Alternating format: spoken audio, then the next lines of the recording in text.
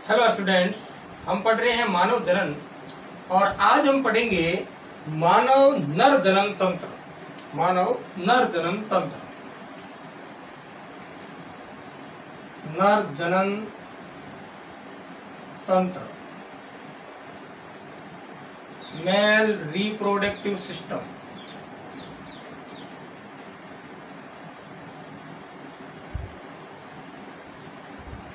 Mail reproductive system. मानव का नर जनन तंत्र लैंगिक अंगों व सहायक जनन ग्रंथियों से मिलकर बना होता है। लैंगिक अंग व सहायक जनन ग्रंथियां ये नर जननांग कहलाते हैं। ठीक है, मानव का नर जनन तंत्र, मानव का नर जनन तंत्र लैंगिक अंग व सहायक जनन ग्रंथियां, सहायक जनन ग्रंथियां से मिलकर बना होता है।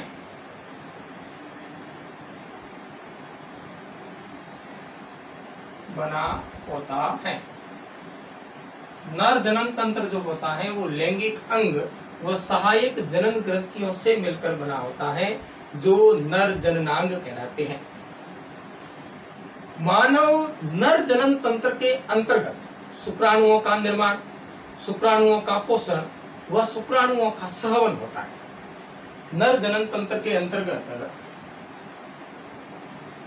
नर जनन तंत्र के अंतर्गत शुक्राणुओं का निर्माण,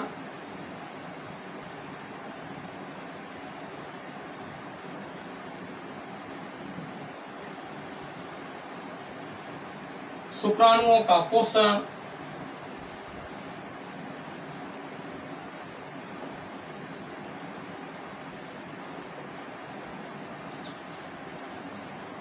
व शुक्राणुओं का सहवन होता है। मानव नर जनन तंत्र के अंतर्गत हम शुक्राणुओं का निर्माण कैसे होता है, शुक्राणुओं का पोषण कैसे होता है और शुक्राणुओं का सहवन कैसे होता है, इसके बारे में इसमें पढ़ेंगे। ठीक है, मानव नर जनन तंत्र जो होता है वो मानव शरीर में श्रोणि क्षेत्र में पाया जाता है।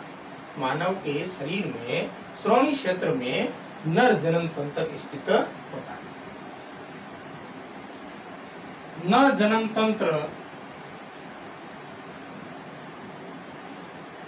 मानव शरीर में श्रोणि क्षेत्र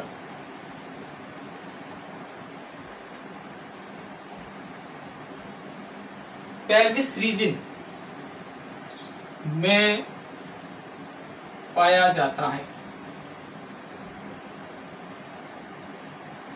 नर जनन तंत्र जो होता है वो मानव शरीर में श्रोणि क्षेत्र जो होता है, पेल्विस रीजन जो होता है, इस क्षेत्र के अंदर नर जनन तंत्र स्थित होता है। अब हम देखेंगे नर जननांग, जिसमें लैंगिक अंग व सहायक जनन ग्रंथियां आती हैं। नर जननांग कौन कौन से होते हैं? देखिए, यहाँ पर मानव नर जनन तंत्र का अनुदैर्ध्य काट का चित्र बनाया हुआ है। ठीक है, ये क्या है?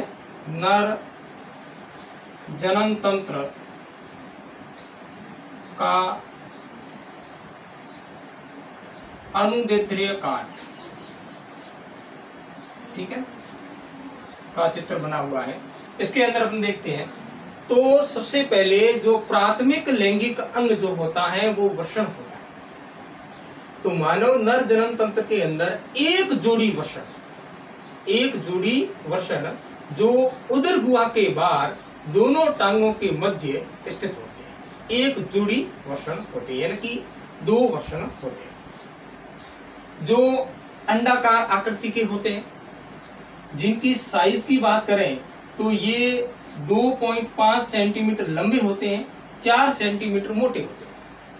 इनका रंग जो होता है वो गुलाबी होता है और इनका वजन जो होता है वो 15 से 20 ग्राम होता है और इनका निर्माण जो होता है वो घूर्णीय एक्टोड्रम और मीजोड्रम से होता है। ठीक है, तो इस प्रकार से दो वसन जो होते हैं वो उदर गुहा के बाहर वसन कोश के अंदर स्थित होते हैं। उदर गुहा के बाहर एक थैलीनुमी संरचना के अंदर स्थित होते हैं जिन्हें क्या कहते हैं, वसन कोश कहते हैं। ठीक है, अब ये उदर गुहा के बाहर क्यों होते हैं?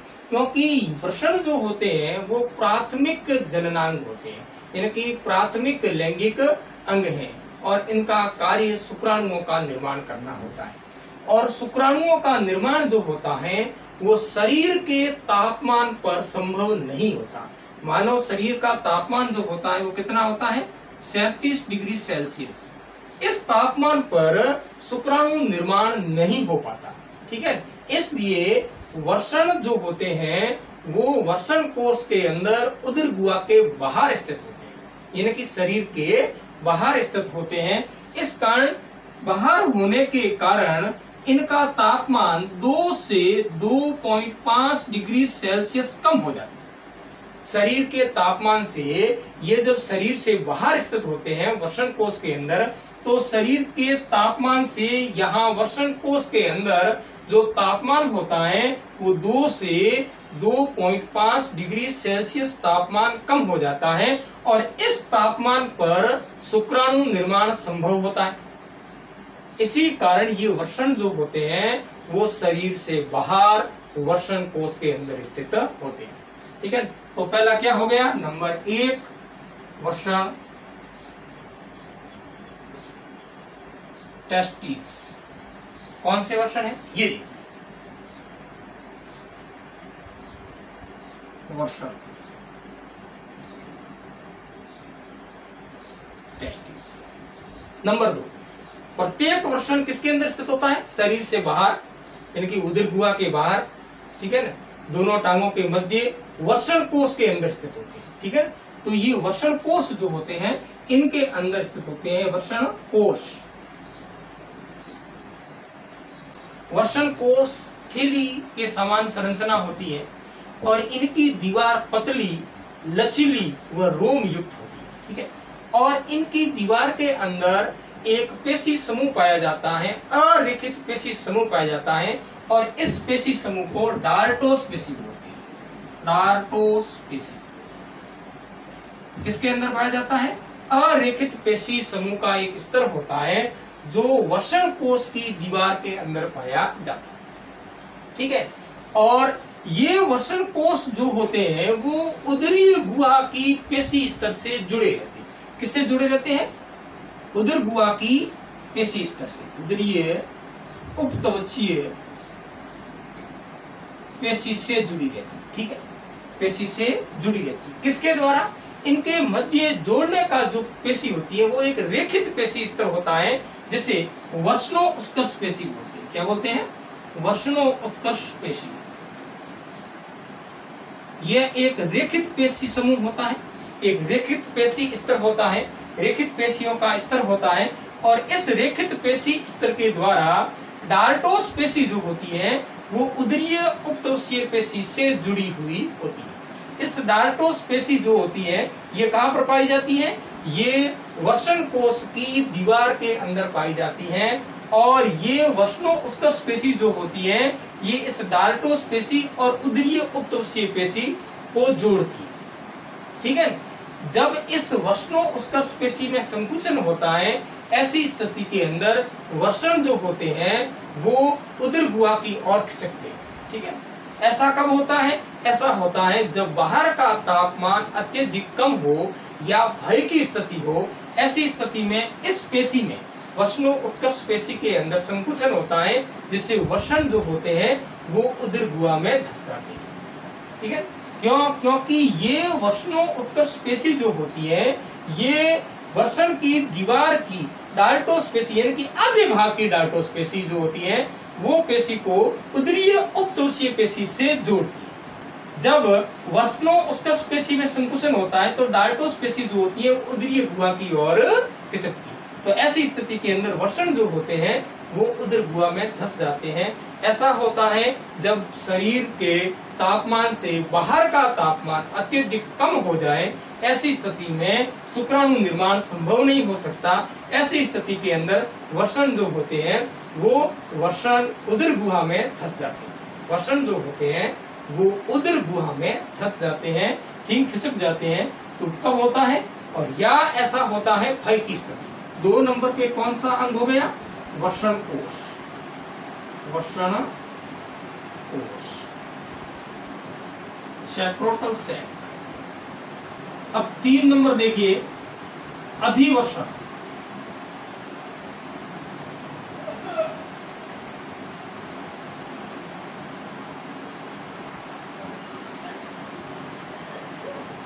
अधिवसन क्या होता है? देखिए, वसन जो होते हैं वो प्राथमिक लैंगिक अंग। प्रत्येक वसन से 15 से 20 नलिकाएं निकलती हैं जिन्हें शुक्र वाहिकाएं कहते हैं। शुक्र वाहिकाएं आगे चलकर अति कुंडलित नलिका बनाती हैं जिसे अधिवसन कहते हैं। अति कुंडलित नलिका बनाती है जो वसन के शीर्ष भाग में, मध्य भाग में और अंत तक स्थित होती है। अधिवसन को 3 भागों में बांटा जाता है, एक शीर्ष अधिवसन, मध्य अधिवसन और पुच्छक अधिवसन। ठीक है ना? तो अधिवसन क्या है? अति कुंडलित नलिका जिनकी लंबाई जो होती है वो 6 मीटर होती है, जिनकी लंबाई 6 मीटर होती है। और इसका कार्य होता है शुक्राणुओं का परिपक्वन करना। सबसे ऊपर की ओर होता है वसन के ऊपरी भाग जो होता है इसे शीर्ष अधिवसन कहते हैं। शीर्ष अधिवसन। और मध्य भाग जो होता है इसे मध्य अधिवसन कहते हैं। और अंतिम भाग होता है इसे पुच्छक अधिवसन कहते हैं।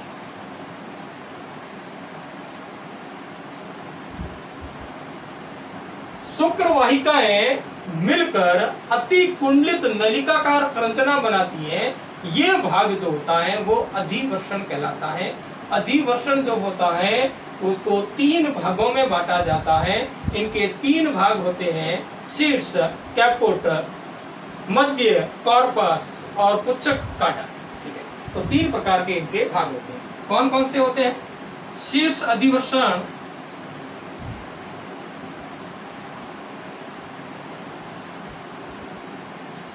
जिसे कैपुट कहा जाता है,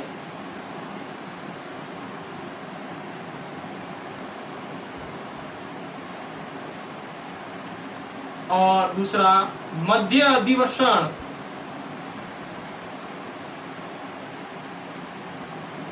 जैसे कार्पस,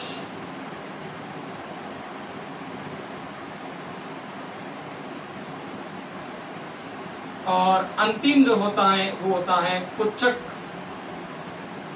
अधिवसन, जैसे काडा का।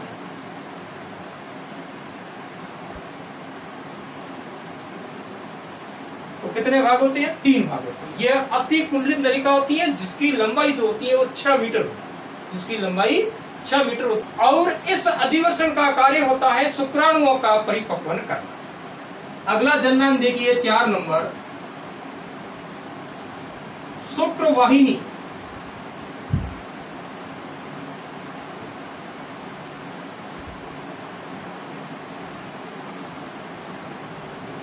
शुक्र वाहिनी जो होती है वो देखिए, ये भी एक नलिकाकार संरचना होती है जो पुच्छक अधिवसन से आगे की ओर 45 सेंटीमीटर लंबी नलिकाकार संरचना होती है जो मूत्र मार्ग में खुलती है, जो मूत्र मार्ग में खुलती है। और इसका अंतिम भाग जो होता है वो फूल जाता है और इस भाग को स्खलन नलिका कहते हैं। देखिए, यहां से लेकर यहां तक जो है ये है शुक्र वाहिनी। क्या है? शुक्र वाहिनी, जो शुक्राणुओं का मूत्र मार्ग तक परिवहन करती है, मूत्र मार्ग तक परिवहन करती है, शुक्र वाहिनी कहलाती है। और इसका अंतिम भाग जो होता है वो स्खलन नलिका कहलाता है। स्खलन नलिका, अंतिम भाग जो होता है फूला हुआ होता है इसे स्खलन नलिका कहते हैं। शुक्र वाहिनी की लंबाई जो होती है वो 45 सेंटीमीटर होती है, जो पुच्छक अधिवर्षण से लेकर मूत्र मार्ग तक स्थित होती है। अगला देखिए जननांग 5 नंबर, मूत्र मार्ग यूरेथ्रा। स्खलन नलिका के आगे का एक नलिकाकार भाग जो होता है वो मूत्र मार्ग कहलाता है। मूत्र मार्ग जो होता है वो शिश्न के द्वारा एक छिद्र के रूप में शरीर से बाहर होता है। इस मूत्र मार्ग की लंबाई नर के अंदर 20 सेंटीमीटर होती है। नर में इस मूत्र मार्ग की लंबाई जो होती है वो 20 सेंटीमीटर होती है, जो मूत्र व शुक्राणु दोनों का मार्ग होता है। जो मूत्र व शुक्राणु दोनों के परिवहन का मार्ग होता है, इसे मूत्र मार्ग कहते हैं। जो स्खलन नलिका से आगे का भाग जो होता है, स्खलन नलिका से आगे का भाग जो होता है वो क्या कहलाता है? मूत्र मार्ग कहलाता है। मूत्र मार्ग, ठीक है, जिसकी लंबाई कितनी होती है? नर जनन तंत्र के अंदर इस मूत्र मार्ग की लंबाई जो होती है वो 20 सेंटीमीटर होती है, ठीक है। मादा जनन तंत्र में मूत्र मार्ग की लंबाई जो होती है वो कम होती है, ठीक है। अगला देखिए 6 नंबर, शिश्न।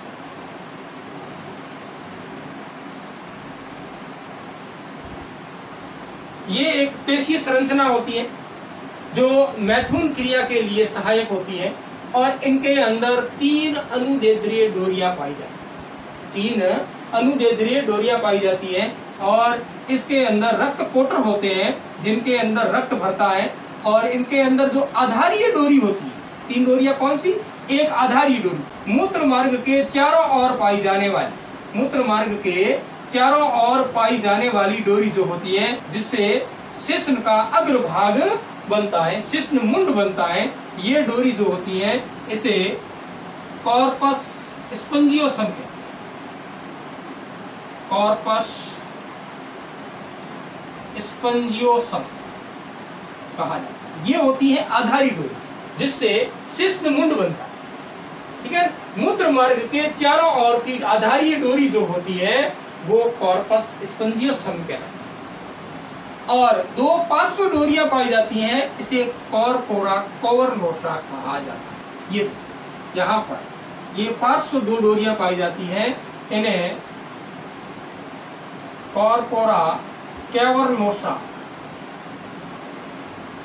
कहा जाता है, ठीक है। तो ये 3 प्रकार की डोरियों से मिलकर बना होता है, जिनके अंदर रक्त कोटर होते हैं, जिनके अंदर रक्त भरने से ये इरेक्ट होता है, ठीक है। जो मैथुन के अंदर सहायक अंग होता है, ये पेशीय संरचना होती है। तो अब हम देखते हैं नर जननांग में सहायक जनन ग्रंथियां। सहायक जनन ग्रंथियां, नंबर 1 शुक्राशय। शुक्राशय ग्रंथि जो होती है, जो यहाँ पर सहायक जनन ग्रंथि है, इन सहायक जनन ग्रंथियों का कार्य होता है शुक्रीय प्लाज्मा का स्त्रावन करना। शुक्राशय